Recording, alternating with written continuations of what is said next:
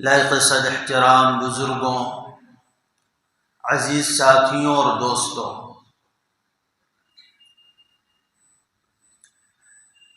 اللہ تبارک و تعالی نے ہم انسانوں کے اوپر اپنی رحمتوں کے دروازے کھول رکھے ہیں اور انتہائی عظمت اور احترام والے مہینوں کا دور چل رہا ہے۔ ابھی شعبان کا مہینہ چل رہا ہے اور چند دنوں کے بعد انشاءاللہ رمضان المبارک کا بابرکت اور مقدس مہینہ بھی آنے والا ہے۔ شعبان کے تعلق سے بھی آپ نے پچھلے ہفتے میں چند باتیں سنی تھیں، اور آئندہ پھر رمضان کا سلسلہ شروع ہونے والا ہے۔ تو یہ جمعہ جو تھا ہمارے پاس، اس میں ایک موقع تھا کہ رمضان کے علاوہ دوسرے عنوان پر بات کی جا سکتی ہے۔ تو چونکہ اس سے پہلے ہمارا سلسلہ چل رہا تھا معراج کا، اور اس میں بہت ساری باتیں رہ گئی تھی، تو میں نے ارادہ کیا کہ اس ہفتے ان چیزوں کو آپ کے سامنے رکھ دیا جائے۔ تو آج کی اس مجلس کے اندر آپ کے سامنے رسول اللہ صلی اللہ علیہ وسلم نے معراج کے عظیم الشان سفر میں جو حیرت انگیز چیزوں کا مشاہدہ کیا، یا آخرت کی جن چیزوں کو آپ نے اپنی نظروں سے دیکھا، ان چیزوں کا تذکرہ آپ کے سامنے کیا جائے گا۔ آپ نے اس سے پہلے سنا تھا کہ رسول اللہ صلی اللہ علیہ وسلم پر اولاً 50 نمازیں فرض ہوئی تھی، اس کے بعد موسیٰ علیہ السلام کے مشورے سے رسول اللہ صلی اللہ علیہ وسلم نے اللہ تعالیٰ کے دربار میں جا کر کے نمازوں کی تعداد کو کم کروایا۔ بالآخر جب 5 نمازیں رہ گئیں تو اللہ تبارک و تعالیٰ کی طرف سے آواز آئی کہ یہ نمازیں اگرچہ 5 ہیں لیکن ان کا ثواب 50 نمازوں کے برابر ہے۔ اللہ تعالیٰ نے فرمایا ان بہذہ الخمس 50 صلاۃ، کہ ان 5 نمازوں کے بدلے میں ہم ثواب 50 نمازوں کا عطا کریں گے۔ تو 50 نمازوں کی فرضیت اگرچہ ختم کر دی گئی لیکن ثواب ختم نہیں کیا گیا۔ اللہ تعالیٰ نے فرمایا کہ اگر کوئی ان 5 ہی نمازوں کی پابندی کر لے گا تو ہم اس کو 50 نمازوں کا ثواب عطا کریں گے۔ نماز شریعت اسلام کا سب سے عظیم رکن ہے اور عبادات میں سب سے اونچا مقام نماز کا ہے۔ نماز کے بارے میں آپ جانتے ہیں کہ رسول اللہ صلی اللہ علیہ وسلم نے فرمایا ہے کہ قیامت کے دن سب سے پہلے نماز ہی کا حساب ہوگا۔ اگر نماز کا حساب صحیح نکل آیا، یعنی بندہ نماز کے معاملے میں بچ گیا، نماز کے حساب و کتاب میں کامیاب ہو گیا، تو دیگر اعمال قبول ہو جائیں گے۔ اور اگر نماز خراب ہو گئی، نماز کے معاملے خراب نکلے، نماز کے مسئلے میں انسان پھنس گیا، تو پھر دیگر اعمال کو نہیں دیکھا جائے گا۔ تو گویا کہ آخرت کی جو نجات ہے وہ نماز کے اوپر موقوف ہے۔ نماز ہوگی تو نجات ہوگی، نماز نہیں ہے تو نجات نہیں ہے، کیونکہ رسول اللہ صلی اللہ علیہ وسلم خود فرماتے ہیں وَإِن فسدت سائر الْأَعْمَالِ، اگر نماز خراب نکل گئی تو سارے اعمال خراب، پھر نہ روزہ، نہ زکوٰۃ، نہ حج، نہ قربانی، نہ صدقہ، نہ خیرات، ساری چیزیں رد کر دی جائیں گی۔ اور نماز کی عظمت کا آپ اسی سے اندازہ لگائیے کہ قرآن مجید میں اللہ تعالیٰ نے تقریباً 6000 سے زیادہ آیتیں نازل فرمائی ہیں، اور ان آیتوں میں اللہ تعالیٰ نے مختلف چیزوں کا بیان کیا ہے۔ کسی میں نماز کا حکم ہے، کسی میں زکوٰۃ کا حکم ہے، کسی میں روزے کا حکم ہے، کسی میں صدقات و خیرات کا حکم ہے، کسی میں نیکیوں کی طرف ترغیب دی گئی ہے، کسی آیت میں برائیوں سے روکا گیا ہے، کسی آیت کے اندر گزشتہ قوموں کے واقعات بیان کیے گئے ہیں، انبیاء علیہ السلام کے واقعات بیان کیے گئے ہیں، کسی آیت کے اندر قبر کے، حشر کے، جنت کے، جہنم کے احوال بیان کیے گئے ہیں، لیکن قرآن مجید میں جتنے بھی احکام نازل ہوئے، یا یہ کہہ لیجئے کہ اللہ تعالیٰ نے ہم انسانوں کو جتنے بھی اعمال کا پابند بنایا ہے، وہ سارے کے سارے اعمال، وہ سارے کے سارے احکام اسی دنیا میں فرض ہوئے ہیں، لیکن نماز کو اللہ تعالیٰ نے اس دنیا میں فرض نہیں فرمایا، ساتویں آسمان کے اوپر عرش و کرسی پر بلا کر وہاں پر اللہ تعالیٰ نے اپنے محبوب کو نمازوں کا تحفہ عطا فرمایا۔ تو نماز کی ایک تو اس سے عظمت کا پتہ چلتا ہے، اور دوسری طرف یہ بات معلوم ہوتی ہے کہ نماز اللہ تعالیٰ کا اپنے محبوب کے لیے تحفہ ہے۔ نماز اللہ تعالیٰ کی طرف سے اپنے حبیب کو دیا ہوا گفٹ ہے، اور ہم اپنے نبی کے ماننے والے ہیں، ہم اس نبی کا کلمہ پڑھنے والے ہیں، تو ہماری ذمہ داری ہے کہ اللہ کے نبی کو جو گفٹ ملا ہے، جو تحفہ ملا ہے اللہ کی طرف سے، اس تحفے کی ہم قدر کریں، یہی سوچ کے قدر کریں کہ اللہ تعالیٰ نے یہ نبی کو تحفہ دیا تھا معراج کی رات میں، اور اپنے کسی محبوب کو کوئی ایوارڈ مل جائے، آپ کے گھر میں کوئی بچہ ہے، کوئی لڑکا ہے، کسی اعلیٰ ڈگری کو حاصل کر لے، کوئی بہت بڑا ایوارڈ حاصل کر لے، کوئی بہت بڑا عہدہ حاصل کر لے، تو آپ اس کو کتنی قدر کی نگاہ سے دیکھتے ہیں، عظمت کی نگاہ سے دیکھتے ہیں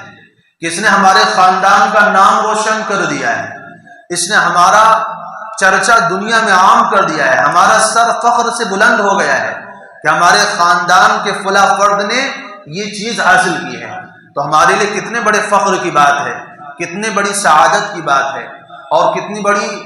کتنے بڑے شرف کی بات ہے کہ اللہ تبارک و تعالی نے آسمانوں کے اوپر بلا کر کے رسول اللہ صلی اللہ علیہ وسلم کو یہ تحفہ عطا فرمایا۔ چنانچہ رسول اللہ صلی اللہ علیہ وسلم نے خود ان نمازوں کی پابندی کی ہے، اور اپنے صحابہ سے بھی پابندی کروائی، یہاں تک کہ نبی کے زمانے میں کوئی منافق بھی نماز نہیں چھوڑ سکتا تھا، جو دل سے مسلمان نہیں ہوتا تھا لیکن مسلمانوں کی دیکھا دیکھی اس کو مسجد میں آنا ہی پڑتا تھا، کیونکہ ایمان کی علامت نبی نے نماز کو قرار دیا ہے۔ لِكُلِّ شَيْءٍ عَلَمْ وَعَلَمُ الْإِسْلَامِ الصَّلَاةِ فرمایا کہ ہر چیز کی ایک نشانی ہے، ایک پہچان ہے، ایک علامت ہے، ہر چیز کسی نہ کسی نشانی سے پہچانی جاتی ہے، ہر چیز کسی نہ کسی چیز سے اس کا امتیاز کیا جاتا ہے۔ تو ایسی ہی اسلام کی جو پہچان ہے، اسلام کا جو شعار ہے، اسلام کی جو علامت ہے، نبی صلی اللہ علیہ وسلم فرماتے ہیں وہ نماز ہے۔ اور نمازوں کے اخروی فوائد تو آئی ہیں، دنیا کے فوائد میں رسول اللہ صلی اللہ علیہ وسلم نے فرمایا کہ من حافظ علی الصلوات الخمس اکرمہ اللہ بخمس خصال، جو شخص نمازوں کی پابندی کرتا ہے اللہ تعالیٰ اس کو 5 انعامات سے نوازتے ہیں۔ نمازوں کی پابندی پر اللہ تعالیٰ 5 انعام عطا فرماتے ہیں، اور ان میں سے ہر انعام جو ہے بہت ہی بیش قیمتی ہے۔ فرمایا یرفع اللہ عنہ ضیق الرزق، اللہ تعالیٰ رزق کی تنگی کو دور فرما دیتے ہیں، رزق کی تنگی ختم ہو جاتی ہے، روزی کا مسئلہ حل ہو جاتا ہے، اللہ تعالیٰ کہیں نہ کہیں سے اس کے لیے روزی کا انتظام فرما دیتے ہیں۔ روزی کے لیے پوری دنیا پریشان ہے، نبی صلی اللہ علیہ وسلم نے فرمایا کہ نماز سے روزی کا مسئلہ حل ہو جاتا ہے۔ دوسرا انعام کیا ملتا ہے؟ وَيَرْفَعُ عَنْهُ عَذَابَ الْقَبْرِ، انسان سے قبر کا عذاب ہٹا لیا جاتا ہے۔ بہت سارے گناہ ہم سے ہو جاتے ہیں، نافرمانیاں ہو جاتی ہیں، غلطیاں ہو جاتی ہیں، اور انسان ہونے کا یہ نتیجہ ہے کہ غلطی ہونا ہی ہونا ہے۔ اگر کوئی یہ کہے کہ ہم سے غلطی نہیں ہوتی تو وہ تو فرشتہ ہو گیا، کیونکہ غلطی صرف یا تو فرشتوں سے نہیں ہوتی یا تو نبیوں سے نہیں ہوتی ہے، عام انسان سے تو غلطی ہونا ہی ہونا ہے، گناہ ہونا ہی ہونا ہے۔ اور اگر کوئی یہ کہتا ہے، اس بات کا دعویٰ کرتا ہے کہ مجھ سے گناہ نہیں ہوتا، وہ جھوٹ بول رہا ہے، گناہ سب سے ہوتا ہے۔ تو فرمایا نماز کا فائدہ کیا ہے کہ قبر کا عذاب ہٹا لیا جائے گا، یعنی اور گناہ کیے ہیں لیکن نمازوں کی پابندی کی ہے، تو نمازوں کی پابندی کی برکت یہ ہوگی کہ اللہ تبارک و تعالیٰ اس سے قبر کے عذاب کو ہٹا دیں گے۔ قبر میں جب وہ داخل کیا جائے گا قبر کے اندر جب اس کو اتارا جائے گا تو رسول اللہ صلی اللہ علیہ وسلم نے ایک حدیث میں فرمایا ہے کہ جو شخص نمازوں کی پابندی کرتا ہے، نماز اس کے لیے روشنی کا کام کرتی ہے۔ قبر میں اندھیرا ہوتا ہے تو قبر کے اندر اندھیرے میں نماز کیا کرتی ہے؟ روشنی کا کام کرتی ہے۔ اللہ تعالیٰ نماز کے ذریعے قبر کے اندر روشنی پیدا فرماتے ہیں۔ اور تیسرا انعام یہ ہوتا ہے کہ رسول اللہ صلی اللہ علیہ وسلم فرماتے ہیں وَيُعْطِيهِ اللَّهُ كِتَابَهُ بِيَمِينِهِ، قیامت کے دن اللہ تعالیٰ نے کامیابی اور ناکامی کا جو مدار رکھا ہے قرآن مجید میں جو بتایا ہے وہ یہ بتایا ہے کہ فَأَمَّا مَنْ أُوتِيَ كِتَابَهُ بِيَمِينِهِ فَسَوْفَ يُحَاسَبُ حِسَابًا يَسِيرًا وَأَمَّا مَنْ أُوتِيَ كِتَابَهُ بِشِمَالِهِ فَيَقُولُ يَا لَيْتَنِي لَمْ أُوتَ كِتَابِيَهْ، اور ایک جگہ فَسَوْفَ يَدْعُو ثُبُورًا وَيَصْلَىٰ سَعِيرًا إِنَّهُ كَانَ فِي أَهْلِهِ مَسْرُورًا۔ ان آیتوں میں اللہ تعالیٰ نے آخرت کی کامیابی اور ناکامی کا مدار بتایا ہے۔ کیا بتایا ہے؟ کہ جس کا اعمال نامہ داہنے ہاتھ میں مل گیا وہ کامیاب ہے، اور جس کا اعمال نامہ بائیں ہاتھ میں ملا وہ ناکام ہے۔ پھر وہ موت موت چلائے گا، چیخ و پکار کرے گا اور پریشان ہوگا، تڑپے گا، بھاگے گا، لیکن اس کے لیے کوئی بھاگنے کا راستہ نہیں ہوگا اور اسے جہنم میں جانا پڑے گا۔ تو آخرت کی کامیابی اور ناکامی کیا ہے کہ اگر اعمال نامہ داہنے ہاتھ میں مل گیا تو کامیاب ہے، اعمال نامہ بائیں ہاتھ میں مل گیا تو ناکام ہے۔ اللہ تعالی رسول اللہ صلی اللہ علیہ وسلم فرماتے ہیں کہ نمازوں کی پابندی کا تیسرا فائدہ یہ ہے کہ یعطیہ اللہ کتابہ بیمینہ، اللہ تعالیٰ داہنے ہاتھ میں اعمال نامہ عطا فرمائیں گے، اور جس کو اعمال نامہ داہنے ہاتھ میں مل گیا وہ کامیاب ہو گیا، اب وہ جہنم سے بھی بچ گیا، آخرت کی مشکلات سے بھی بچ گیا، ہر طرح کے عذاب سے محفوظ ہو گیا، کیونکہ جس کا اعمال نامہ داہنے ہاتھ میں ملنے کی دیر ہے کہ وہ لوگوں کو دکھاتا پھرے گا۔ قرآن میں اللہ تعالیٰ نے بتایا نا کہ فَإِذَا نُفِخَ فِي الصُّورِ فَلَا أَنْسَابَ بَيْنَهُمْ يَوْمَئِذٍ وَلَا يَتَسَاءَلُونَ، قیامت کے دن جب قیامت کا دن قائم ہوگا، سور پھونکا جائے گا تو اس دن رشتہ داریاں ختم، تعلق داریاں ختم، یفر المرء من امہ وابیہ وصاحبتہ وبنیہ، الانسان اپنے باپ سے، ماں سے، اولاد سے، بیوی سے، بھائی سے، رشتہ داروں سے دور بھاگے گا، دیکھتے ہی دور نکل جائے گا، دیکھے گا ابا ادھر سے آ رہے تو ادھر نکل جائے گا، باپ دیکھے گا بیٹا ادھر سے آ رہا تو باپ ادھر نکل جائے گا، ماں بیٹے کو دیکھ کے بھاگ رہی ہوگی، بیٹا ماں کو دیکھ کے بھاگ رہا ہوگا، سب ایک دوسرے سے دور بھاگ رہے ہوں گے۔ کیوں؟ کہیں ایسا نہ ہو کہ کوئی نیکی مانگ لے، ایسا نہ ہو کہ کوئی یہ کہہ دے کہ مجھے نیکی کی ضرورت ہے، تو اپنی نیکیوں میں سے ایک نیکی مجھے دے دے۔ اس لیے رشتے کیا ہیں؟ بھاگیں گے دور، ایک دوسرے سے دور جائیں گے اور ایک دوسرے کو پہچاننے سے انکار کر دیں گے، ہم نہیں پہچانتے تم کون ہو۔ باپ بیٹے کو پہچاننے سے انکار کرے گا، بیٹا باپ کو پہچاننے سے انکار کرے گا، کوئی کسی کو نہیں پہچانے گا۔ یہ ایسا مرحلہ ہوگا، ایسا موقع ہوگا، لیکن جیسے ہی اعمال نامہ داہنے ہاتھ میں ملے گا وہ سارے رشتے واپس، اب انسان جائے گا اور لوگوں کو دکھائے گا فَيَقُولُ هَاؤُمُ اقْرَءُوا کِتَابِیَهْ، دیکھو میرا اعمال نامہ داہنے ہاتھ میں مل گیا، اور دیکھو اللہ نے میرے ساتھ کیسا اعزاز اور اکرام کا معاملہ کیا ہے۔ اب وہ جائے گا سب کو دکھائے گا، جن رشتوں کو پہلے پہچاننے سے انکار کر رہا تھا اب انہی رشتہ داروں کو، دوستوں کو، خاندان والوں کو بلا بلا کر کے دکھائے گا کہ دیکھو میرا اعمال نامہ داہنے ہاتھ میں مل گیا۔ تو یہ سعادت ہے داہنے ہاتھ میں اعمال نامہ ملنے کی، گویا کہ جس کو اعمال نامہ داہنے ہاتھ میں مل گیا وہ کامیاب ہو گیا۔ تو نمازوں کا تیسرا فائدہ یہ بتایا کہ اعمال نامہ داہنے ہاتھ میں ملے گا، اور چوتھا فائدہ کیا بتایا؟ وَيَمُرُّ عَلَى الصِّرَاطِ كَالْبَرْقِ، نمازوں کی پابندی کا چوتھا فائدہ یہ ہے کہ قیامت کے دن وہ پل صراط پر سے بجلی کی طرح گزر جائے گا۔ بجلی کی اسپیڈ آپ نے دیکھی، بٹن وہاں دبائیں لائٹ یہاں جلتی ہے، کتنی اسپیڈ سے بجلی یہاں کو آتی ہے، ایسی اسپیڈ سے انسان پل صراط کو پار کرے گا۔ کون؟ جو نمازوں کا پابند ہوگا۔ اور پانچواں فائدہ یہ ہوگا وَيَدْخُلُ الْجَنَّةَ بِغَيْرِ حِسَابٍ،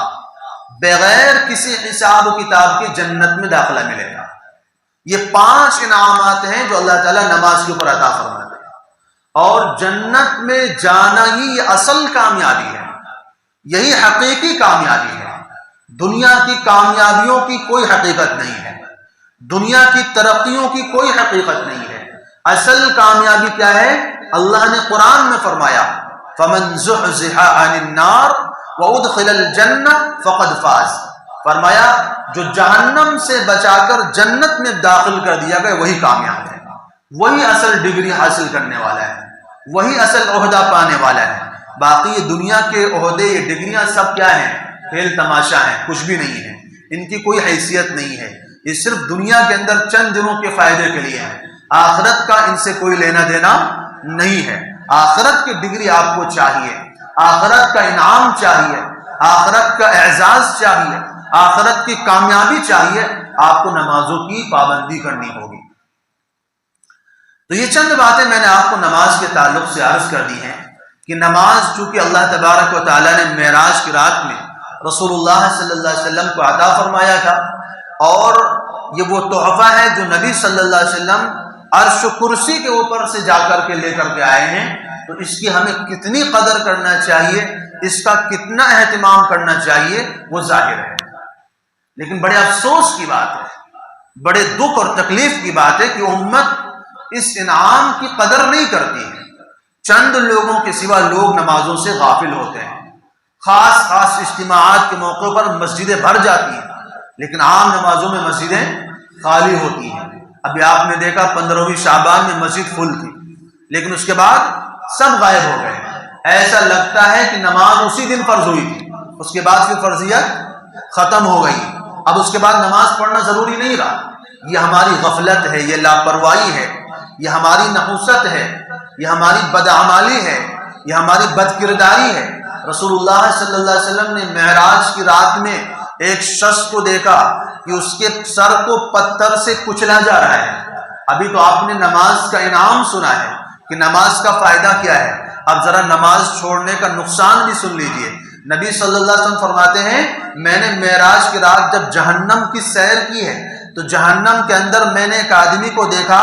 کہ اس کو لٹایا ہوا ہے فرشتوں نے، اور بڑے بھاری پتھر سے اس کے سر کو کچلا جا رہا ہے، اور جب اس کے سر کو کچلا جاتا ہے اس کا سر جو ہے ریزہ ریزہ ہو جاتا ہے، دوبارہ سر پھر اسی حالت میں آ جاتا ہے، پھر اس کے سر کے اوپر پتھر مارا جاتا ہے، پھر ریزہ ریزہ ہو جاتا ہے، بکھر جاتا ہے، پھر اس کا سر دوبارہ درست ہو جاتا ہے، پھر فرشتہ اس کے ساتھ یہ معاملہ کرتا ہے۔ رسول اللہ صلی اللہ علیہ وسلم نے جبرائیل علیہ السلام سے پوچھا کہ جبرائیل یہ کون بدنصیب آدمی ہے، یہ کون انسان ہے جس کے ساتھ یہ معاملہ کیا جا رہا ہے، اتنی دردناک طریقے سے اس کے سر کو پھوڑا جا رہا ہے، اتنی دردناک طریقے سے اس کے سر کو کچلا جا رہا ہے۔ تو جبرائیل علیہ السلام نے فرمایا یہ وہ لوگ ہیں جن کو نماز پڑھنا بھاری معلوم ہوتا تھا، یہ وہ لوگ ہیں جو نماز کو تاخیر سے پڑھا کرتے تھے، نماز کو چھوڑ دیا کرتے تھے، نماز کے بارے میں لاپرواہی کیا کرتے تھے۔ چونکہ اس کا سر اللہ کے سامنے جھکنے سے تکبر کرتا تھا، اللہ کے سامنے جھکنے کے لیے تیار نہیں ہوتا تھا، اس کی سزا یہ ہے، اس کا بدلہ یہ ہے، اس کی جزا یہ ہے کہ آج اس کے سر کو پتھروں سے کچلا جا رہا ہے۔ سوچیے کتنی سخت بات ہے، کتنی وحشت ناک اور کتنی دردناک سزا ہے یہ جو نماز نہ پڑھنے والوں کے لیے ہے۔ ایک حدیث میں آتا ہے کہ جہنم کے اندر ایک وادی ہے جس کا ویل نام ہے، اگر اس وادی کے اندر دنیا کے سب سے بڑے پہاڑ کو ڈال دیا جائے تو وہ پہاڑ ایک لمحے کے اندر گل کے ختم ہو جائے گا، اس وادی کے اندر اس امت کے بے نمازی لوگوں کو رکھا جائے گا۔ تو ایک طرف نماز پڑھنے کا انعام کتنا بڑا ہے کہ قبر میں بھی آسانی، اعمال نامہ بھی دائیں ہاتھ میں، پل صراط سے بھی بجلی کی طرح گزرنا ہوگا، اور جنت میں بغیر کسی حساب و کتاب کے داخلہ ملے گا۔ اللہ تعالیٰ کے سامنے پیش ہوگا بندہ، اللہ تعالیٰ اعمال نامہ دیکھیں گے کہ جاؤ، کوئی تمہیں حساب دینے کی ضرورت نہیں ہے، تم سے کوئی پوچھ تاچھ نہیں کی جائے گی، جاؤ بغیر حساب کے جنت میں۔ اور نہ پڑھنے کا انجام بھی آپ نے سن لیا۔ تو اس لیے نمازوں کے اندر کوتاہی کرنے کی گنجائش ہے ہی نہیں کسی بھی حال میں۔ آپ سوچئے کہ روزے کے اندر اللہ تعالیٰ نے کہا ہے بیمار ہو تو بعد میں رکھ لینا، زکوٰۃ ہر ایک کے اوپر فرض نہیں ہے، حج ہر ایک کے اوپر فرض نہیں ہے، لیکن نماز میں کوئی گنجائش نہیں رکھی گئی. بیمار ہو تب بھی پڑھنا ہے، سفر میں ہو تب بھی پڑھنا ہے، یہاں تک کہ کھڑے ہو کر نہیں پڑھ سکتے تو بیٹھ کے پڑھو، بیٹھ کے نہیں پڑھ سکتے ہیں تو لیٹ کے پڑھو، اشارے سے پڑھو. جب تک ہوش ہے نماز معاف نہیں ہے. جب تک ہوش ہے، جب تک آپ کا دماغ چل رہا ہے، اگرچہ ہاتھ پاؤں کام نہیں کر رہے ہیں، اس حال میں بھی نماز معاف نہیں ہے. دیگر عمل معاف ہو جاتے ہیں. بیماری کی حالت میں روزہ معاف ہے کہ نہیں ہے؟ اگر آپ کے پاس مال نہیں تو آپ کے اوپر زکوٰۃ نہیں فرض ہے. آپ کے پاس مال نہیں تو آپ کے اوپر حج فرض نہیں ہے، قربانی فرض نہیں ہے، صدقہ فطر فرض نہیں ہے. لیکن نماز ہر حال میں فرض ہے. نماز مرد پہ بھی فرض ہے، عورت پہ بھی فرض ہے، بیمار پہ بھی فرض ہے، مسافر پہ بھی فرض ہے، جوان ہو بوڑھا ہو، ہر حال میں ہر عمر میں جب سے انسان بالغ ہو جائے نماز فرض ہے. اور مرنے تک نماز معاف نہیں ہے. جب تک روح باقی ہے بدن کے اندر نماز پڑھنا ہی پڑھنا ہے. یہ نماز کی اہمیت ہے. ایسی رسول اللہ صلی اللہ علیہ وسلم نے دیکھا کہ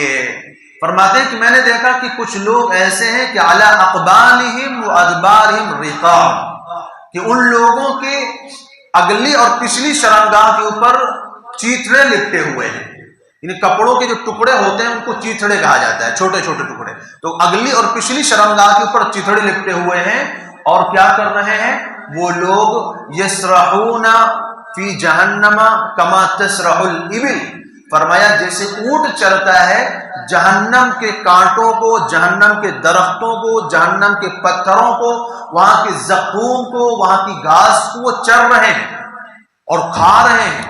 نبی صلی اللہ علیہ وسلم نے فرمایا یہ کون لوگ ہیں؟ یہ کیسے کم عقل لوگ ہیں کہ جہنم کے درختوں کو یہ چر رہے ہیں. جس جہنم کے درختوں کے بارے میں، جس زقوم کے بارے میں رسول اللہ صلی اللہ علیہ وسلم نے فرمایا اگر اس کا ایک قطرہ زمین پر ٹپکا دیا جائے تو زمین کے ساتوں سمندر کڑوے ہو جائیں گے، اور زمین کی جو گھاس ہے وہ اس کی وجہ سے اس کے زہر سے جل کے ختم ہو جائے گی، اور دنیا کے اندر جو ہے کوئی بھی جاندار باقی نہیں رہے. اتنا خطرناک اور اتنا بدبودار، اتنا کڑوا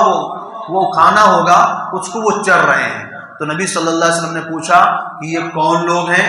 کہ جو اس طرح بدبودار کھانے کو کھا رہے ہیں؟ تو جبرائیل علیہ السلام نے فرمایا کہ یہ وہ لوگ ہیں الذین لا یؤدون صدقات اموالہم، جو اپنے مالوں کی زکوٰۃ نہیں نکالتے تھے.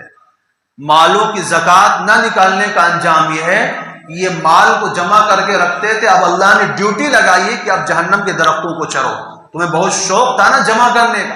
تمہیں بہت شوق تھا مالوں کو جمع کر کے رکھنے کا، اب تم آؤ یہاں جہنم کے اندر، ہم تمہیں یہاں کے زقوم کو، یہاں کے غسلین کو، جہنم کے پتھروں کو ہم تمہیں چرائیں گے. اسی طرح رسول اللہ صلی اللہ علیہ وسلم فرماتے ہیں کہ میں نے دیکھا کچھ لوگوں کے سامنے ہانڈی میں گوشت رکھا ہوا ہے. ایک طرف ہانڈی میں پکا ہوا عمدہ تازہ گوشت رکھا ہوا ہے، دوسری طرف ہانڈی میں کچا بدبودار سڑا ہوا گوشت رکھا ہوا ہے. دونوں طرح کے گوشت ان کے سامنے رکھے ہوئے ہیں، لیکن وہ بیوقوف اتنے ہیں کہ وہ عمدہ تازہ مزیدار گوشت کو ہاتھ نہیں لگا رہے ہیں، اس سڑے ہوئے بدبودار اور غلیظ اور گندے گوشت کو کھا رہے ہیں. میں نے جبرائیل علیہ السلام سے پوچھا کہ یہ کون لوگ ہیں؟ تو جبرائیل علیہ السلام نے فرمایا کہ یہ وہ آپ کی امت کے وہ مرد اور وہ عورتیں ہیں کہ جن کے پاس حلال ذریعہ موجود تھا خواہش کو پورا کرنے کا، حلال رشتہ موجود تھا. یہ آپ کی امت کا وہ مرد ہے جس کے پاس حلال بیوی موجود تھی، اس کے باوجود یہ جا کر کے حرام جگہ پر اپنی خواہش کو پورا کرتا تھا، اپنی ضرورت کو پورا کرتا تھا. اس لیے اس کی مثال ہے یہ عمدہ تازہ گوشت ہونے کے باوجود بدبودار گوشت کو کھاتا ہے. اسی طرح فرمایا یہ آپ کی امت کی بدکار عورت ہے جس کے پاس حلال شوہر موجود تھا اپنی ضرورت کو پورا کرنے کے لیے، اس کے باوجود یہ ناجائز طریقے سے جا کر غیر مرد کے پاس جا کر کے اپنی خواہشات کو پورا کرتی تھی. بڑے سخت عذابات کا تذکرہ آیا ہے. ایک روایت میں آتا ہے کہ میں نے دیکھا کہ جہنم کے اندر کچھ عورتیں پستانوں کے بل لٹکی ہوئی. میں نے جبرائیل سے پوچھا یہ کون عورتیں ہیں؟ تو فرمایا یہ آپ کی امت کی بدکار عورتیں ہیں جو غیر مردوں کے پاس جا کر کے زنا کیا کرتی تھی، بدکاری کرتی تھی، ان کو یہ سزا دی جا رہی ہے. اور ایک روایت میں آتا ہے کہ میں نے جہنم کے اندر دیکھا کہ کچھ مرد اور عورتیں ننگے بیٹھے ہوئے ہیں اور سامنے آگ کا تنور جل رہا ہے، دو دو باری باری کر کے اس میں جا کے گر رہے ہیں، جل رہے ہیں، آگ اوپر کر رہی نیچے لا رہی، اوپر کر رہی نیچے لا رہی، پھر وہ نکل کر کے آتے ہیں پیچھے لائن میں بیٹھ جاتے ہیں، اگلے جو گر جاتے ہیں پھر ان کو آگے ایسے کر رہی، پھر وہ نکل کر کے آتے ہیں پیچھے بیٹھ جاتے ہیں۔ میں نے پوچھا کہ یہ کون لوگ ہیں؟ کہا یہ زناکار لوگ ہیں، یہ بدکار لوگ ہیں جو حرام طریقے سے اپنی خواہشات کو پورا کرتے ہیں۔ جب آدمی زنا کرتا ہے تو کپڑے اتار دیتا ہے، اس لیے اسی طرح کی سزا بھی جہنم میں دی جا رہی ہے کہ ننگے بیٹھے ہوئے ہیں اور اس طرح آگ میں ان کو جلایا جا رہا ہے۔ ایک اور روایت میں فرمایا، رسول اللہ صلی اللہ علیہ وسلم فرماتے ہیں، جو میں نے آپ کے سامنے خطبے میں پڑھا، کہ رسول اللہ صلی اللہ علیہ وسلم نے فرمایا کہ مررت علی قوم، میں معراج کی رات میں جہنم کی سیر کے وقت پہ میں ایسی قوم سے گزرا کہ لہم اظفار من نحاس، ان کے ناخن تانبے کے تھے، ناخن تانبے کے ہیں، اور یخمشون وجوہہم وصدورہم، ان ناخنوں سے اپنے چہروں کو اور اپنے سینوں کو نوچ رہے ہیں، اپنے سینوں کو نوچ کر زخمی کر رہے ہیں، اپنے چہروں کو زخمی کر رہے ہیں۔ میں نے پوچھا کہ یہ کون لوگ ہیں؟ قال هؤلاء الذين يأكلون لحوم الناس ويقعون في اعراضهم، یہ آپ کی امت کے وہ بدنصیب لوگ ہیں جو لوگوں کی غیبت کیا کرتے تھے، جو لوگوں کی عزت کی دھجیاں اڑایا کرتے تھے، جو دوسروں کو بدنام کیا کرتے تھے، دوسروں کی عزتوں کو تار تار کیا کرتے تھے، کسی کی کوئی برائی، کسی کا کوئی عیب، کسی کا کوئی گناہ ان کی نظر میں آ جاتا تھا تو اس کو یہ عام کرتے تھے، لوگوں سے بیان کرتے پھرتے تھے، یہ غیبت کرنے والے لوگ ہیں۔ حدیث میں آتا ہے کہ نبی صلی اللہ علیہ وسلم نے پوچھا اتدرون ما الغیبہ،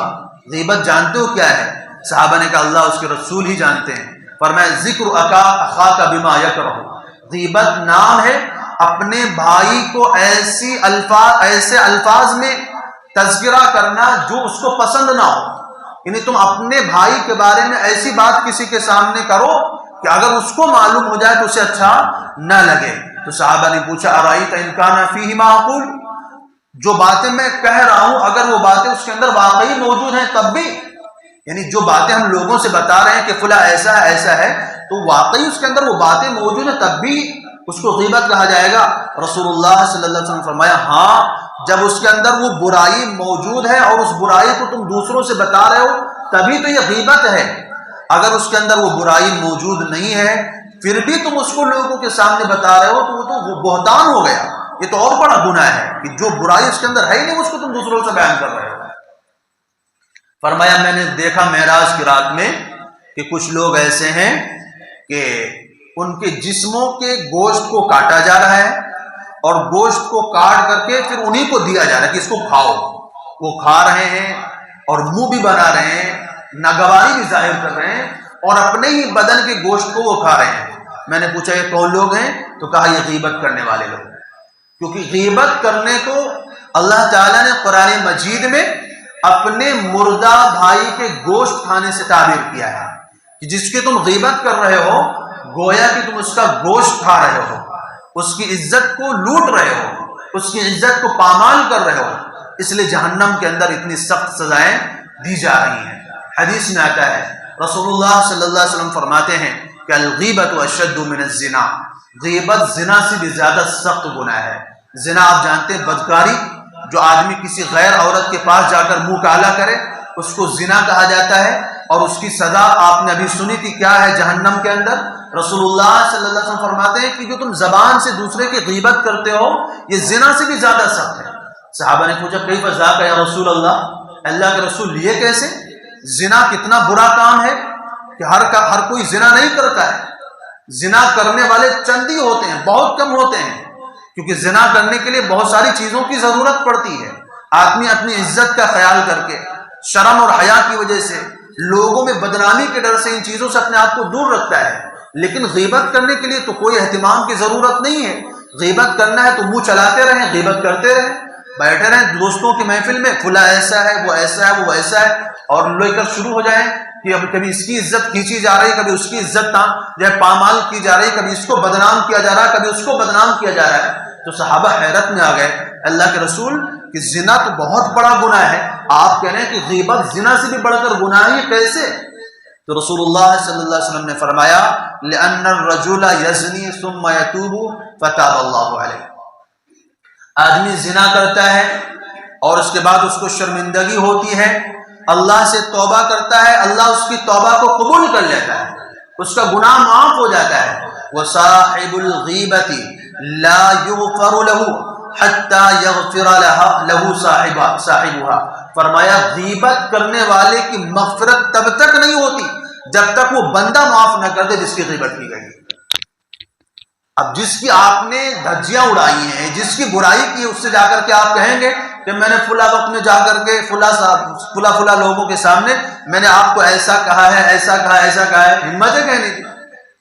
آپ جا کر کے کسی سے کہہ سکتے ہیں کہ میں نے فلاں وقت میں آپ کی فلاں باتیں لوگوں کے سامنے بتائی ہیں، آپ کی فلاں برائیوں کا تذکرہ کیا ہے؟ آپ جا کر کے کہیں گے تو آپ کی حالت بگاڑ دے گا، وہ آپ کی شکل بگاڑ دے گا۔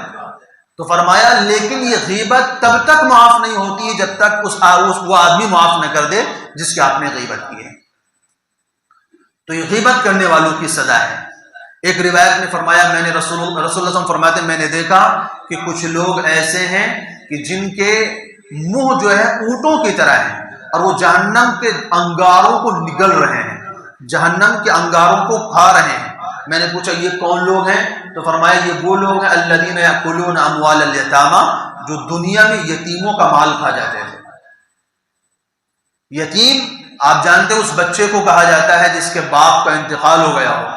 تو بظاہر ایسا ہوتا ہے کہ اس کی طرف سے کوئی طرفداری کرنے والا ہوتا نہیں ہے۔ اب گھر کا جو بڑا ہوتا ہے، اس کا بھائی ہے یا اس کا چچا ہے یا اس کے خاندان کا کوئی بڑا ہے، اس چھوٹے بچے کا حق دبا کے رکھ لیتا ہے، کیونکہ اس کو معلوم ہے کہ دنیا والے تو مجھ سے پوچھنے نہیں آئیں گے، اور یہ بیچارہ چھوٹا ہے، اس کو خود پتہ نہیں کہ میرا بنتا کیا کیا ہے، اب اس کے حق کو یہ دبا کر کے رکھ لیتا ہے، اور دنیا والوں کو پتہ بھی نہیں چلتا ہے، دنیا والوں کی نظر میں شریف بھی بنا گھوم رہا ہوتا ہے اور ادھر یتیم کا حق دبا کر کے بیٹھا بھی ہوتا ہے۔ تو دنیا والوں کو تو معلوم نہیں لیکن اللہ کو معلوم ہے۔ قرآن مجید میں اللہ تعالیٰ نے فرمایا ان الذین یأکلون اموال الیتامی ظلما انما یأکلون فی بطونہم نارا، جو لوگ یتیموں کا مال ناحق طریقے سے کھا جاتے ہیں وہ لوگ اپنے پیٹ کے اندر آگ کو بھر رہے ہیں۔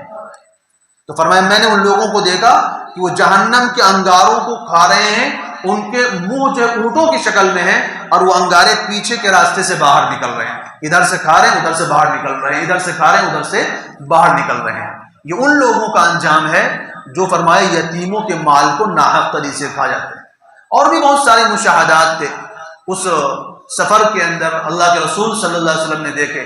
لیکن چونکہ وقت مکمل ہو گیا ہے اس لیے ایک واقعے کا اور ذکر کر کے میں اپنی بات کو ختم کروں گا۔ فرمایا میں نے معراج کی رات میں دیکھا کہ بطونہم کالبیوت، کچھ لوگ ایسے ہیں کہ ان کے پیٹ جو ہیں وہ گھروں کے مانند ہیں، بڑے بڑے کمروں کی طرح ہیں، اور فیہا الحیات والعقارب، اس کے اندر سانپ اور بچھو بھرے ہوئے ہیں، جو ترا من خارج بطونہم، جو ان کے پیٹ کے باہر سے بھی نظر آ رہے کہ اندر سانپ بھرے ہوئے ہیں۔ میں نے پوچھا کون لوگ ہیں؟ تو فرمایا ہؤلاء اکلۃ الربا، یہ سود کھانے والے لوگ ہیں، جو امت کے مال کو ناحق طریقے سے کھایا کرتے تھے، جو غریبوں کو، کمزوروں کو، لاچاروں کو چوسا کرتے تھے، کیونکہ غریب آدمی جب اس کو ضرورت پڑتی وہ قرض لیتا ہے، اگر اس کو ضرورت نہیں تو قرض کیوں لے گا؟ اب اس میں اس کو موقع مل جاتا ہے اس کو چوسنے کا۔ اب بیچارہ 1000 روپے قرض لیتا ہے، 10,000 جمع کر چکا ہوتا پھر بھی 2500 باقی ہوتا ہے، کیونکہ سود ہی بیچارے کو جمع کرتے کرتے زندگی گزر جاتی ہے، اصل قرض کی نوبت ہی نہیں آتی ہے۔ تو یہ ان لوگوں کی سزا ہے کہ جو موقع کا فائدہ اٹھایا کرتے ہیں۔